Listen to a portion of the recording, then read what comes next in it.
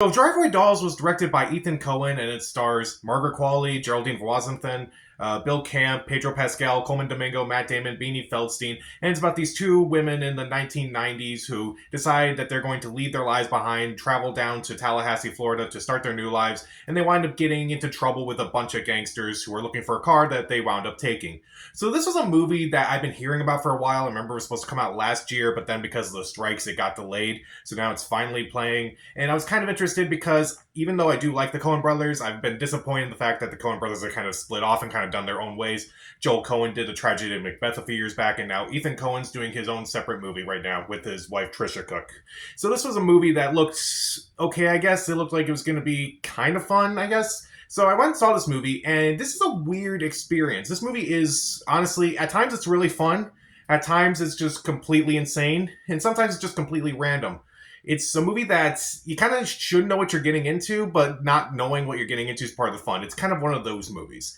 But I'll be fair, let's start off with the aspects of the movie I do like. First off, I do think the actors do a really good job, particularly Geraldine Viswanathan. I thought she was really good in this movie. Beanie Feldstein, I thought she was pretty good as well. Bill Camp kind of stole the movie for me, even though he's not really in the movie a whole lot. I thought his interactions with the two main girls, I thought he was really good. The two crooks in this movie who are kind of after the main characters, played by Joey Slotnick and C.J. Wilson, I thought they were really good too. They had really funny banter and were just as funny as the two lead characters. And that's kind of the thing I really like about this movie too. I did admittedly laugh a lot, particularly in the first act. I thought the first act was pretty funny. But then there are kind of some things where it kind of like gets into some weird stuff and kind of just goes into like a weird direction, and that's kind of when it just becomes less and less funny to me. I don't know why. It's just I feel like they put all their best jokes in the first act, honestly. The movie also is pretty unpredictable. In a day and age where it's like you kind of see like a trailer for a movie and you're like, okay, I can bet where this is going.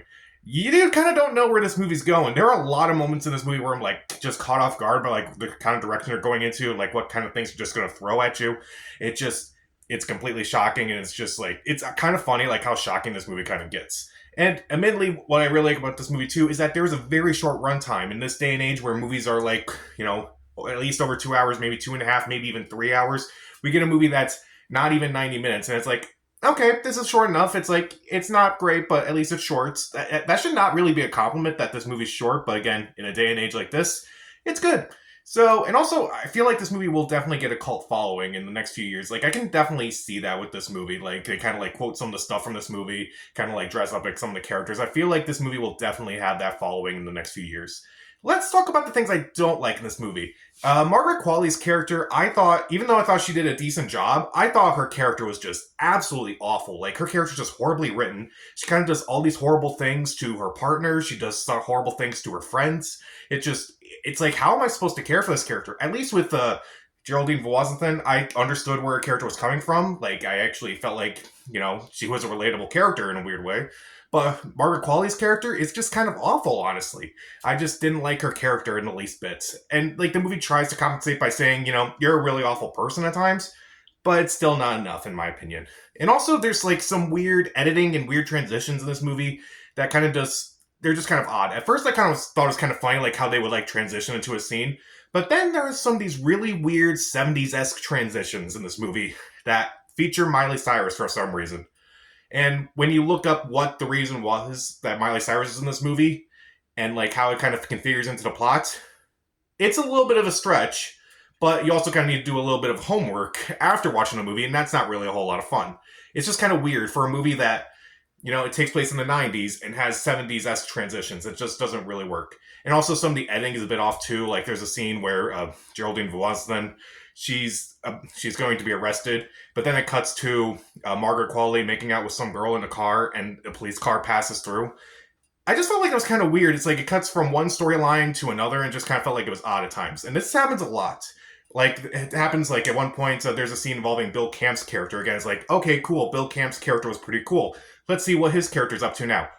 Okay, that's random. I wonder if you're going to cut back to him afterwards. And they never do. It's just, why would you cut back to him if like you're not really going to do anything with his character? It just kind of feels odd to me. And also, I kind of didn't like that the movie kind of had some modern dialogue, which is weird for a movie. It takes place in the 90s, and yet it has transitions from the 70s, and it has some dialogue that feels like it's from 2020. Doesn't really make a whole lot of sense, in my opinion. And also, there's a few questionable actions in this movie. Not necessarily from, like, the bad guys and such, which is like, okay, they're bad guys. They're going to do questionable things. But the heroes do really questionable things. I'm like, should you really be doing this? This actually feels illegal. Like, I don't think you should be doing that. That just seems wrong. Like, really wrong. Unless you kind of, like, clarified it in some way, that still seems really wrong. And that kind of, like, made the movie a little bit worse, in my opinion. And again, goes back to Margaret Qualley's character, because her character, I feel like, is just a horrible person. And also, I felt like, despite some of the big names in this movie, there were a lot of really underdeveloped characters. Like, again, Bill Camp, even though he had a few good scenes, his character's pretty underdeveloped. Colman Domingo's in this movie, nominated for an Oscar right now.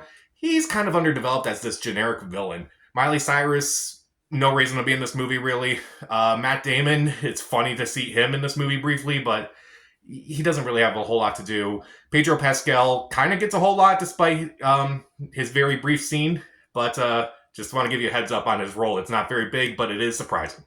So, even though the acting is fine for the most part, and even though I did get a few good laughs here and there, and I did think it was pretty unpredictable, and I did think the runtime was actually decent, I can definitely see this movie having some sort of following in the next few years, because this movie clearly did not do well at the box office. Like, maybe when it hits, digital and streaming, that's probably where it'll blow up.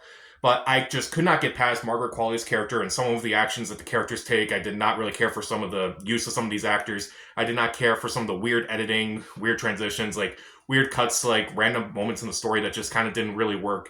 I thought some of the dialogue was a little too modern. Again, a lot of questionable actions, particularly from the lead character. And it's a movie that you kind of need to know what you're getting into, but at the same time, you shouldn't know what you're getting into, because it's a surprise in a lot of ways, but if you saw the trailer and you're like okay with it, then you'll probably be okay with this movie. But if you weren't okay with the trailer, like some people did not see the trailer apparently, and they were shocked by the content of this movie. It's like, how did you not know? How did you not know? So I'll give Driveway Dolls 2 out of 4 stars. Stream it. So even though this wasn't a full-blown Coen Brothers movie, what's your favorite movie by the Coen Brothers? Comment down below. Subscribe to the channel. This is Pat. Stay safe.